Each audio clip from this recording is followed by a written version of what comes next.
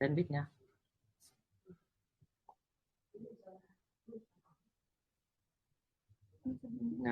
Cũng không có ai đâu, bật mic lên đi sao? Hello. Ok. Nào.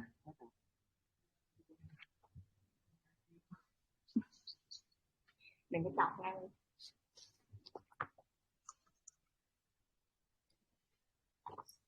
Hello everyone, welcome to the AMA of Fantasy War today. So let me introduce the participants of this AMA today. My name is Nguyệt. I'm a host of this AMA, and this is Mr. Yang. He is the guest of AMA, and another is Mr. Sun. So I don't want to waste your time anymore.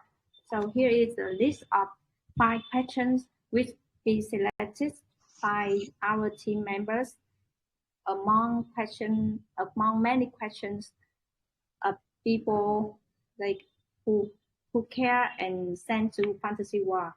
So first of all, why is the gap between the resale round 1 and round 2 big? Why not release the techniques before round 1 resale start? So immediately round 1 and round 2 can start immediately. And moreover, because the presale is now being hosted on Fantasy War platform, what happens if the soft cap is not reached? What's the guarantee that investors wouldn't lose their money and that investors will get their investment back? Okay. Because the pre-sale round on BinSale did not adhere to the dev team. Its expectation is work cancel, and the team plan to do the pre-sale round again after the testnet is available. However, in order not to betray the trust and support of many people who bought on BinSale, the dev team has released one round of pre-sale more for those who purchased forward on BinSale. Since this round received more incentive than round 2, it is impossible to boost 2 rounds to grow together. Round 1 will not have socket. If the token in round 1 is left over, it will be made to sell in round 2. For investors who are worried, you can wait and buy in round 2 after experiencing the testnet. Okay. Yeah, and the second question, the market evaluates the protest to the token price. Does it put pressure on the debt team? According to the debt team, is token price important or is product and community building important? Currently, player-to-earn protests are experiencing a lot of inflation and causing the coin to drop. So how does the game have a deflationary mechanism? And what will you do when the reward is exhausted? Yeah, thank you for your questions. The question is pretty good. Here I'd like to emphasize that Fantasy Wars is going in a very different direction compared to current games in the same market. This is a true community, meaning that all resources in the game will be from other players. You can buy anything from the system. In order to have materials to make equipment, you must buy them from the other people, the other players. For an example, to get stones which used for upgrading the equipment, you must also buy them from other people. Currently, Fantasy War has a test version that has been deployed for more than a year with nearly 10,000 players. So the economy in the game has been completed. Players will focus on earning from payment users rather than earning from latecomers. Payment users are always recharged continuously to upgrade their strength. the amount of token farmed from PvE will be reduced over time, then focus on farming from PvP. Most players will earn from selling resources and items from to other players, not from tokens. So the amount of tokens burned will be always higher than the amount of token earned. So there will be never token inflation and reward exhaustion. Thank you.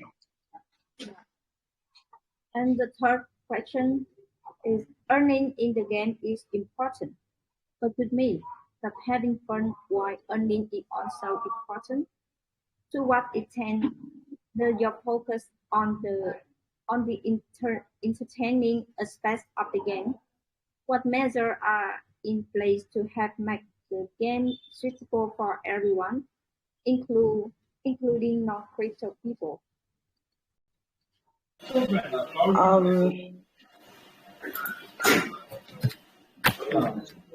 Sorry, could you please mute the sound? Thank you. Yeah, the question is direction that the game is developing. Fantasy War is a combination of traditional games, social games, and blockchain games. In the traditional game aspect, Fantasy War players will play for fun, not for money. So there will be a lot of payment users depositing money just to play the game, you know. In terms of social game, Fantasy War promotes interaction between players. This is not a game that you just need to top up to be strong. You need to constantly exchange with other players to be able to collect the suitable set of equipment. And you have to combine with other players to challenge super hard modes. So when moving to have blockchain part into the fantasy, blockchain is applied to the main currency in the game, so players can earn money easily with the extremely high liquidity of cryptocurrencies. You only need FAWA to convert to money, no need to sell for other players like traditional game. Because of that, Fantasy War has been built to suit all players, including those who don't use crypto, like no need to log in with MetaMask, crypto wallet, plugin or something else, allowed to transfer money within the game. Thank you. And the follow-up question, my concern with NFT game is the fact that most of the games are pay to win, because the more expensive NFT you buy, the easier you can win. How Fantasy War will make sure that their game isn't pay to win and fair? This is important, so that the game will keep attracting new players. Yeah, this one is quite the same. The previous one I have just answered. In Fantasy War, top up money a lot, which means not not sure you are so strong, because the game promotes a variety of countermeasures. If you have a strong set of gear, but meet a player using a counter set, you can still lose. Not to mention the tactical, the strategy calculation in the game also requires research. Just using the wrong skills once, you can completely lose the match. So Fantasy War was born to be able to develop in 5 years, 10 years ago. That's quite a long time and a long goal in the future. So the game doesn't have a fixed strength. New players absolutely have a chance to catch up with previous players, no matter how long it takes. They can play whatever they want. Players who play for entertaining, play to socialize with friends and other players. Farmers, they play and farm materials to sell to other players. It's PvE, so they don't need to care about the strength of other players. Players who recharge money, they can use money to buy soldiers and equipment to quickly participate in clan wars as well as PvP. That's it. Thanks. Thank you. And the last question. Most investors are investing for short-term profits. They will sell the token as soon as it is listed on the exchange. So the Fantasy War projects have any plans to prevent investors from selling token early? Do they get any benefit from holding FAWA token? Okay, Fantasy War will have a larger number of payment users who will buy back this amount of FAWA to you, because the current FAWA price is cheaper than when playing traditional games.